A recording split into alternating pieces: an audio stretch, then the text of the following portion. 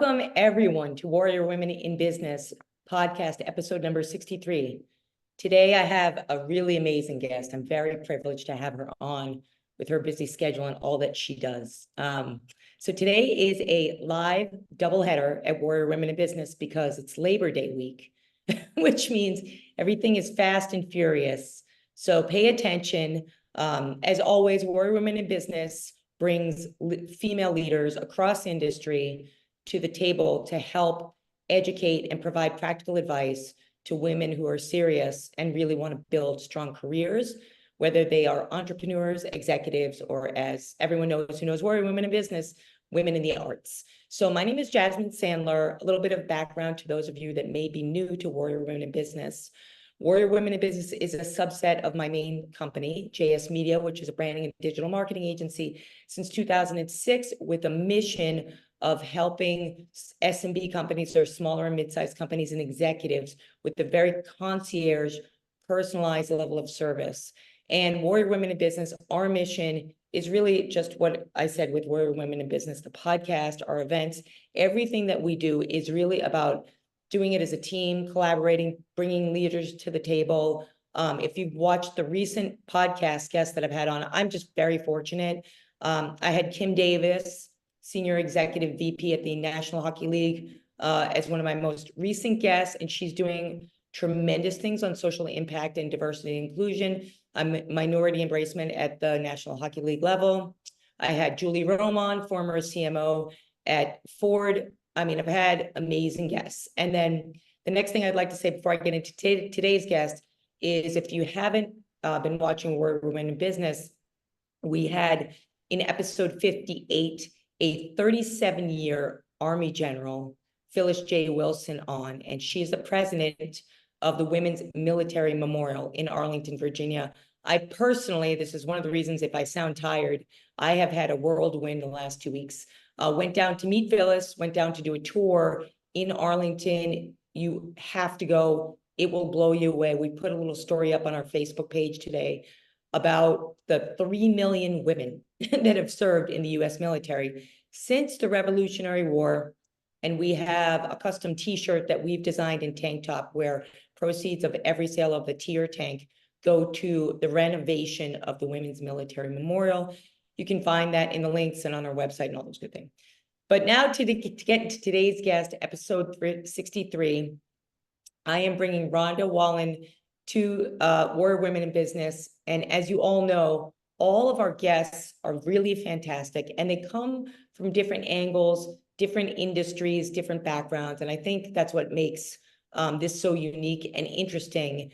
And I've asked Rhonda to be on to kind of share her story from a number of aspects. Of course, her background in the industry of life sciences and biotech, which we'll get into, in the area of business building, which is a very important thing for Warrior Women in Business, and how she has worked with other women, supported women, biotech, life sciences, and certainly in the VC world, very male-dominated. So Rhonda, first of all, welcome to the show. Thank you so much. It's great to be here. Yeah, I'm really happy to have your time, and I appreciate it because I understand how busy you are. So I'd like to give a little bit of background on Rhonda. As I always say, I might butcher it, but they'll fill in the gaps. So Rhonda Wallen is a strategic advisor and fractional chief business officer, as well as the independent board director for life sciences companies. She's leveraging her 25 years of experience to help both founders and CEOs set strategy and navigate financing and plan for growth. And these aren't small companies, and these aren't simple assignments. So I'm really happy that you're on. Career highlights include serving as a life science VC investor, founding CEO for an oncology-focused biotech company, and head of global corporate development at Terumo, is that how we say it? Terumo BCT. The 1 billion, and we always talk about billions here, so I'm so excited to have you on. The 1 billion biomedical division of Terumo Corporation, a multinational leader in medical technology. She has a lot more, there's a lot more in this bio, and we're going to talk about it. But I just wanted to talk about the top. I mean, the crossroads between biotech, life sciences, and VC, it's not simple.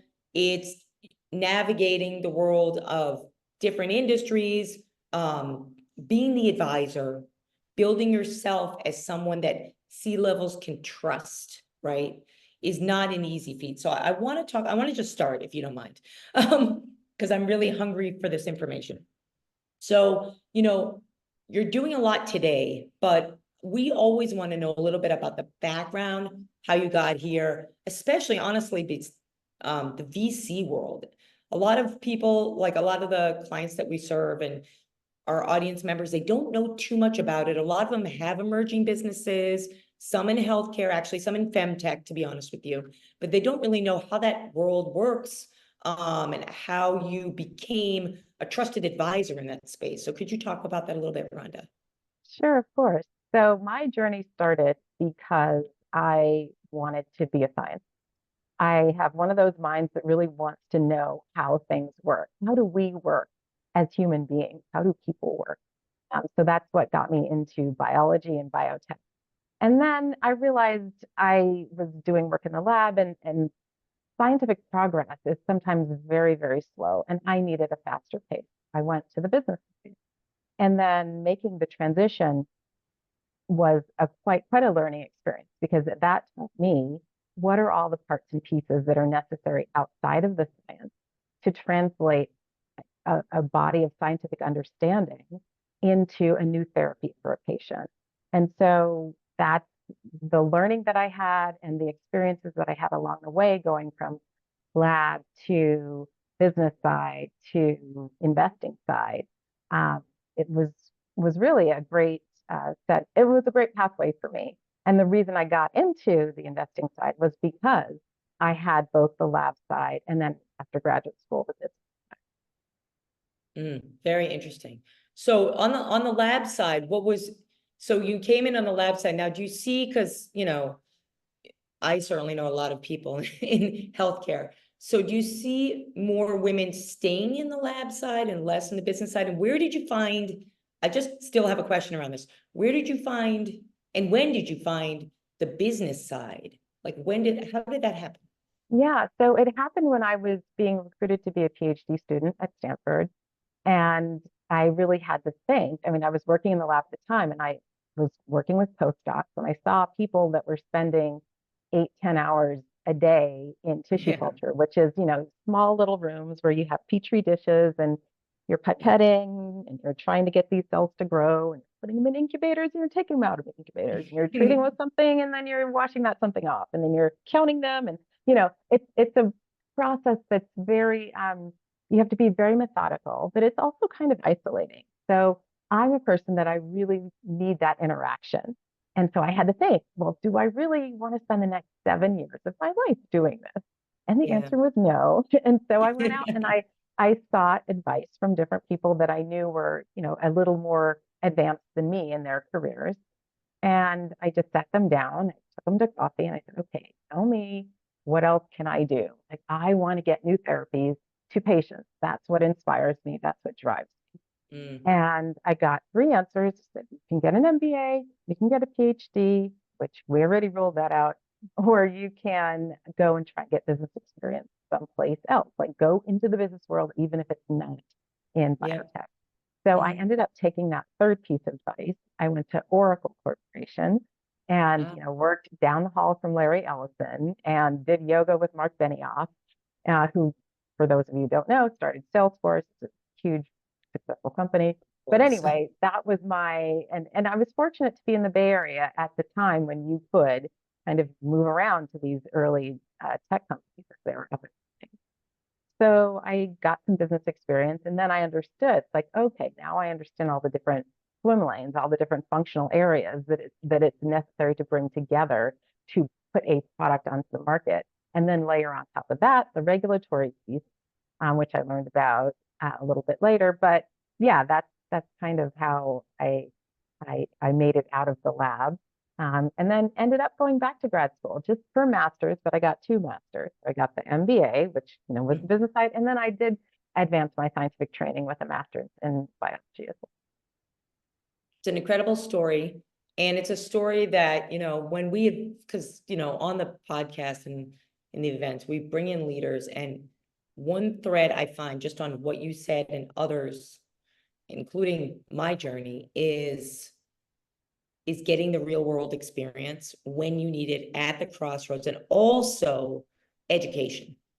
I love that you talk about education, because I think it's so important that you continue to educate yourself to continue to excel, right? And be a leader in the field. I think personally, I don't know about you, but I'm always learning. It's never ending, even if you're at a leadership level, right? 100%. Yeah. Yeah. And that's one of the things I love about board and advisory work is there are just so many different situations where you can come in and really kind of leverage all of your years of experience and sometimes just your education. I mean, I worked for a company that was doing antimicrobial peptides, and I didn't Interesting. have a lot of experience there, but I studied that in graduate school. So I had something to contribute to the conversation in terms of, hey, this class of drugs exists. This type of bug generally doesn't do what you think it does, right? So, Yeah. so I could contribute. And that's the really wonderful thing about board advisory work is you get a breadth, you get to see the organization from the top and really understand like what are all of their challenges and where are the challenges that you can leverage your experience and education to improve. Yeah, absolutely. And that's how you become so valuable, right? I mean, really. Okay, so I'm going to move on. Thank you for that. Yeah, I'm going to move on to sure. a little bit about all right. So Warrior Women in Business, we don't say that we're just about women. It's not a Me Too thing at all. It's very much about equality in every sense of that word. But this gives a platform for women to collaborate at both levels of leadership and the entrepreneurial level. So I want to understand a little bit about how you've, in both of the industries or in industries combined, how you've navigated working with men, whether they were supporters, colleagues, or if you needed to build a women's group, or have been days and projects where it's women's collaboration, have men help with that. Just talk a little bit about that in your specific industries. Yeah, so in biopharma, I think you touched on this earlier. There aren't a lot of women who decide to leave the lab. And often when they do, they go into quality or regulatory, which are vital, important areas. They're not really on the business side. They're very much about compliance and discussions with the FDA and quality. And those are fantastic, but I don't tend to interact with them very often. So my world was very, or continues to be, pretty male dominated. And I never felt that the interactions with my male colleagues were ever tenuous or um, strange, or there was no. It was always very professional. Mhm. I didn't feel the need to have a women's group or have women that support me. But that's just me. I think I'm very like focused on this is what I'm here to do, and I got to go get it done. And if Yeah. there's other emotional drama or other people's issues, whether it's their lack of confidence or they're feeling threatened by me or they're wondering why I'm there and they're not, or whatever it is, and all of those have happened, I I just push that to the side Yeah. and like that's your issue, that's not my issue. Um, the men that I've worked with, by and large, have been very supportive. I think the biggest issue I've seen with some of my male colleagues is that they do tend to have a bit of a different expectation of how I show up. Oh, that's Um, I, interesting. yeah, so I have been called aggressive at times, and this is in response to Yeah. I don't really want to wait until five people have spoken in the meeting before I course correct and put us back on track. I don't use a lot of soft language to make my points, right? I don't say, well, maybe.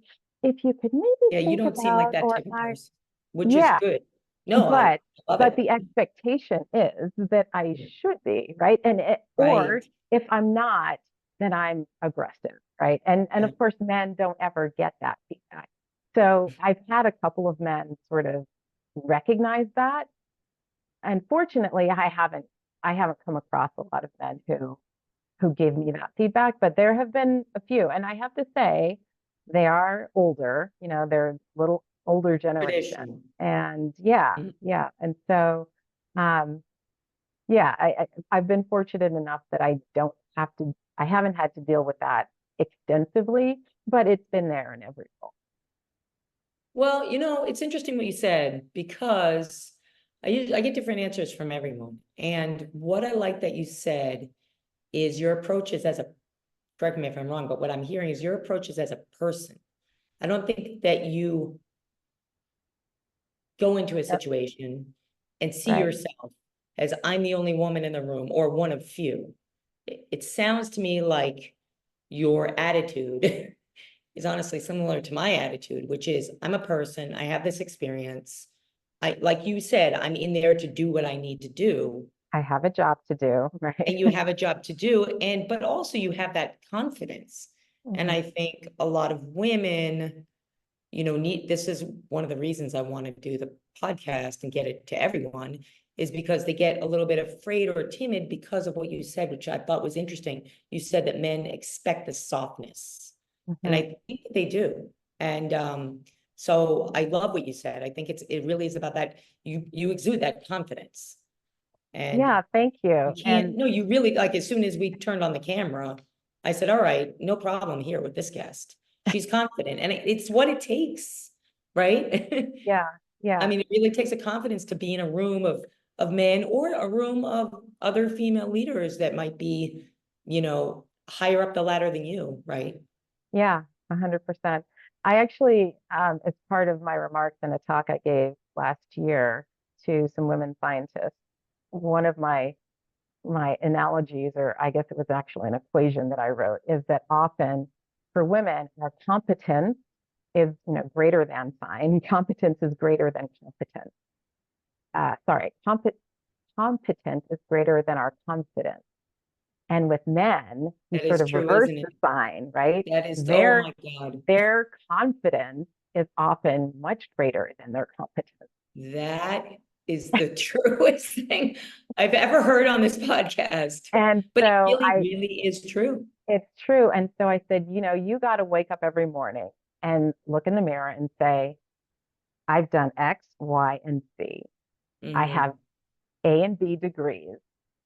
I know what I'm doing, and own it, and walk into the room like you know what you're doing because you know what you're doing.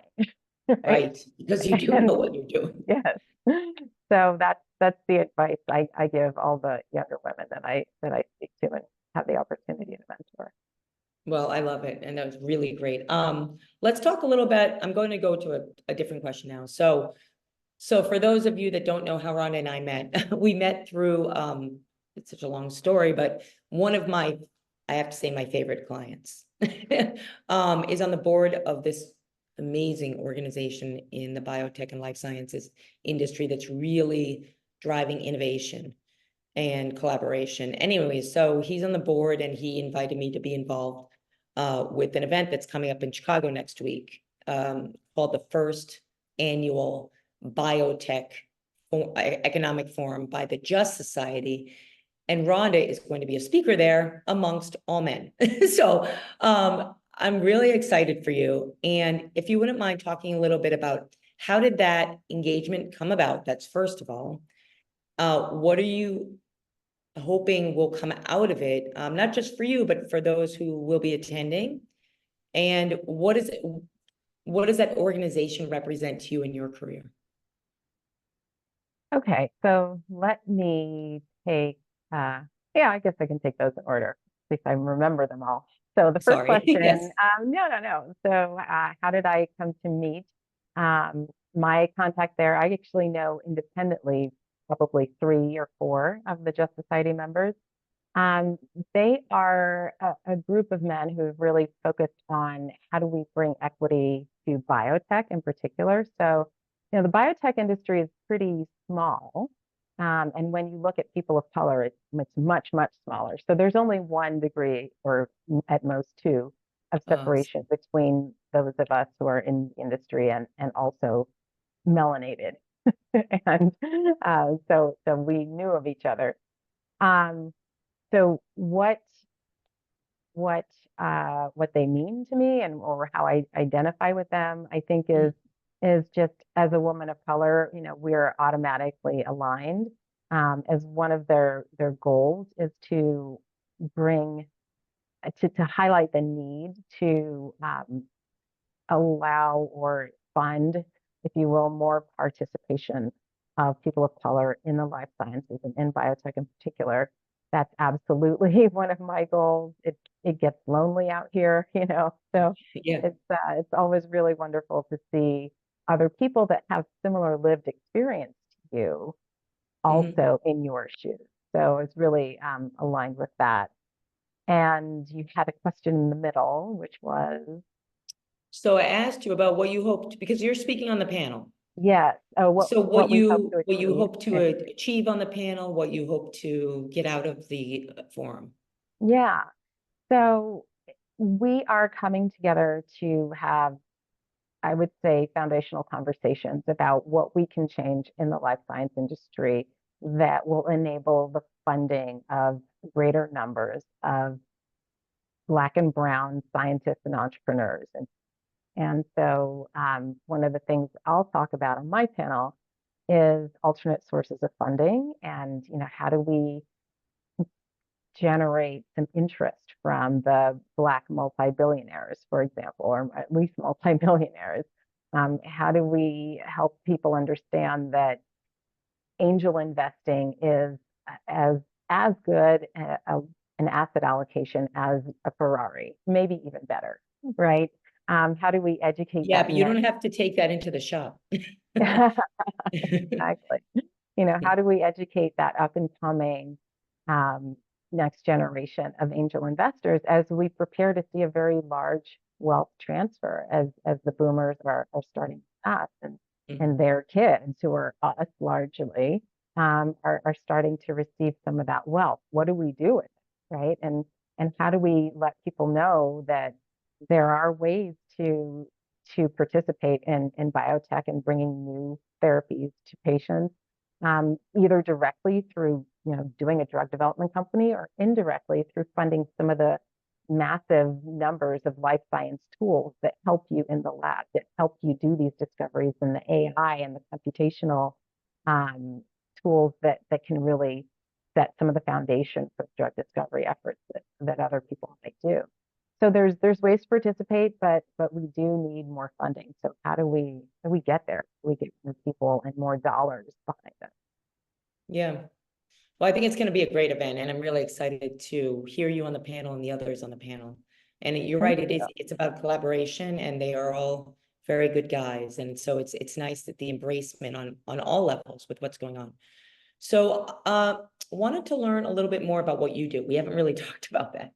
So talk about, if you could, kind of paint a picture, illustrate for us what you do in a nutshell, and what do you love about it? Yeah. So I touched on this a little earlier. I do a lot of board and advisory work. So, and the advisory work often turns into fractional CEO, fractional CBO. What I love about it, it's the intellectual stimulation is always great for me. I love to learn, and I love to understand how my experience can help solve a problem. And if my experience can't help solve the problem, then I bet I know somebody whose experience will help solve the problem. So having an amazing network, whether it's from undergrad at Stanford, graduate school, U of R Medical Center and Business School, Bayer, my VC days, all of these connections, you build your network through that. And LinkedIn is kind of magical that way, just reminding you all the people you used to work with and helping you connect with them and stay connected. Yeah, so if I can't solve a problem, then I can find somebody who can. But usually the problem is not technical. It doesn't require a specific expertise. It really requires a strategic mindset, right? And a growth Yeah. mindset and ways to help people frame their problems so that they understand, like, here are alternative ways to look at getting to the answer, right? So I may not have the answer, but I can guide you as to how to get there. And I can help you understand the questions you need to ask to get to the, to the answers that you need. Yeah. That's extremely important. It's, you know, and I like that you talked about the network of people, because that's the resources that a lot of people don't think are so important. It's not just about doing your job, but really understanding the framework of your network and having the right people on board, right? 100%, because no one person is going to have all the answers. Definitely not. Maybe God, I don't know, Yeah. but otherwise, no. It's got a person. Yeah, she might be. I don't know if we have time for that discussion. Uh, okay, so I want to talk a little bit about, because I've had so many great people on the podcast, but I had a woman on my podcast who runs a virtual motocross. How do I explain it? It's a virtual motocross racing sim game Oh, for wow. women in STEM. It's really cool. Anyway, so Okay. she was on like 10 episodes ago, and we talked about, so they bring that game into schools, you know, for STEM Nice. programs for girls. Yeah. With you, I wanted to talk about, what advice do you have for women in STEM who are looking for careers in STEM? Any resources you want to throw out there, whether it's careers or organizations for women that are really looking to get involved with STEM, go into biotech, life sciences, that are just coming up in their careers. Yeah. So I would say there's kind of two different types of organizations. So one is for people who are considering that, right? And I think that's geared towards maybe the younger people and people in college. Like, here's what science and engineering is. Like, here are some interesting fields of study. Here are some interesting jobs that you can get after Yeah. you have a STEM degree. So I'm not as familiar with those organizations, but I do know that there are many of them now. And so a simple search will just, put women in STEM, and you'll get some really fun results.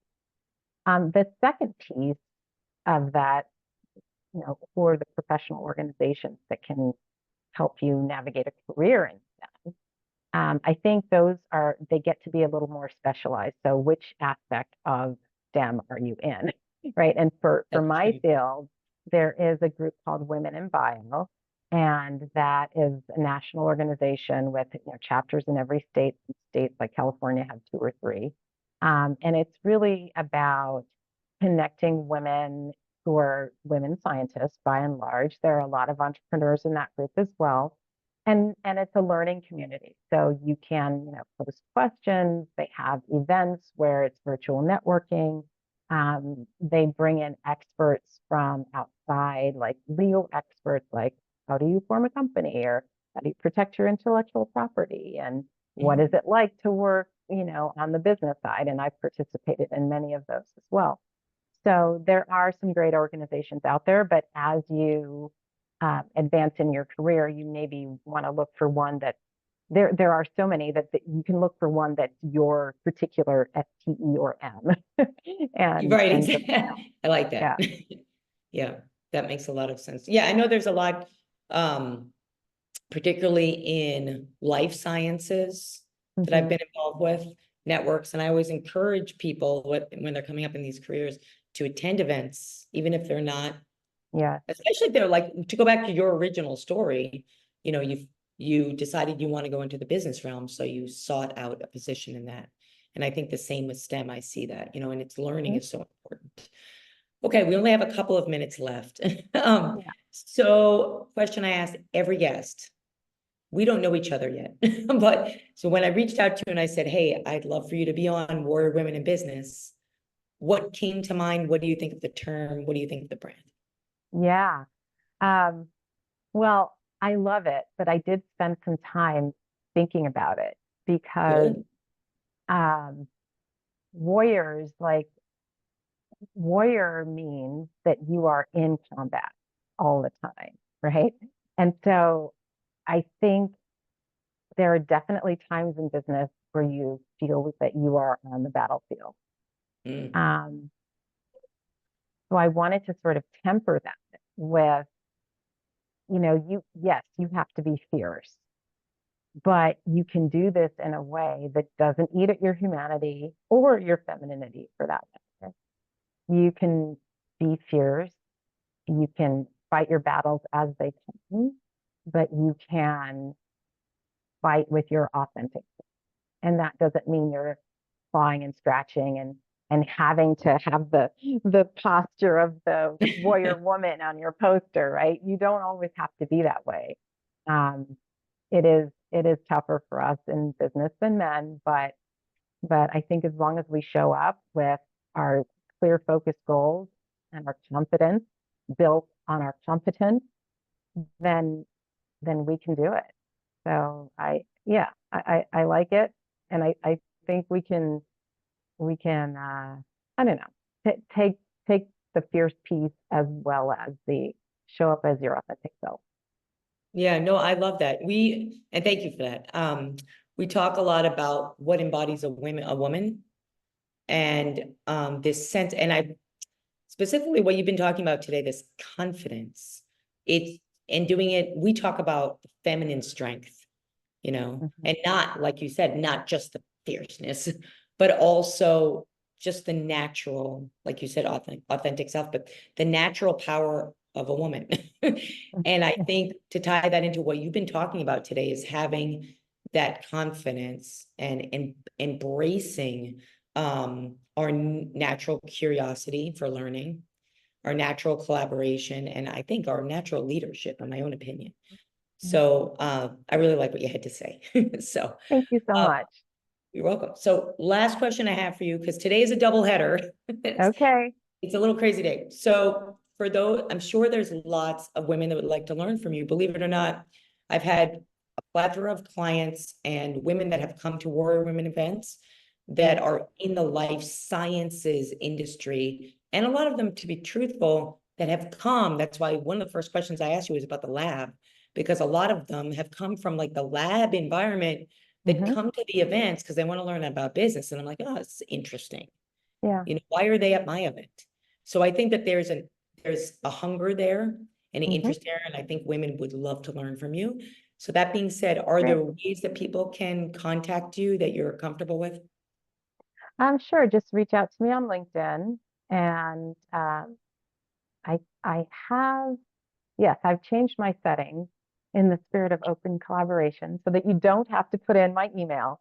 So just find me on LinkedIn, and yeah, just mention you heard this podcast, and I will accept your invitation. And if you're in Denver, we can have coffee, and if not, we can have a chat on a phone call, because yeah, I'm all about helping more women advance on the business side of life sciences, because as McKinsey has reported and other people have researched and discovered, the more women you have on your management team, the better you're going to hit your milestones, the more successful your company will be.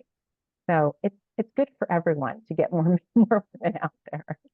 No, I agree with you, and the research is definitely there. Every year, there's a law firm here in New York. Well, they're everywhere, but I attend their women's events in New York, Dorsey and Whitney. And actually, I think one of the panelists, right, Yes, for it's from the Justice Dorsey here in Society is from Denver. Dorsey.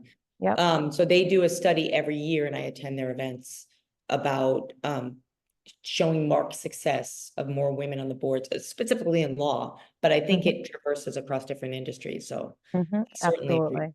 I certainly agree with you. Yeah. Okay, so I will put in the show notes Rhonda's LinkedIn direct URL for everyone. And yes, please mention that you heard and saw Rhonda on the podcast. And for those of you that are listening, there are a lot of people actually that are in the Chicago area and want to learn about the event and meet Rhonda in person, which is next Wednesday, which is crazy. Yeah. That we'll put that information also in the show notes if you happen to be in town and you want to come by the Union League Club of Chicago. We'll be there. But this has been a really great conversation. I'm taking away the confidence and, you know, the confidence and competence. And I think women, we need to remind ourselves that we have those things. And I think just with that alone, we can go much further. So, Totally agree. so I really appreciate you being on. I wanted to make a couple of quick announcements for Warrior Women in Business.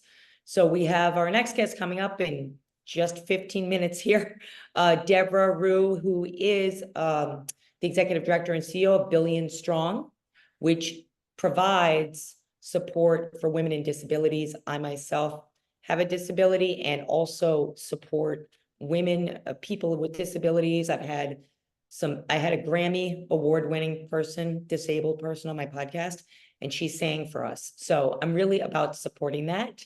So we have that coming up. And then we also have quite a few events coming up on warriorwomenbusiness.com. So I encourage you to check out the website and more information about us, and certainly reaching out to Rhonda, who's graciously provided her access.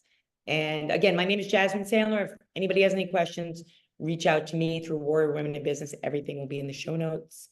And I look forward to seeing you all on the next podcast, the next Warrior Women in Business event. With that being said, I'm going to sign off and say thank you again, Rhonda, for being on today. You're welcome. Thank you for having me. Thank you. I'm a warrior woman.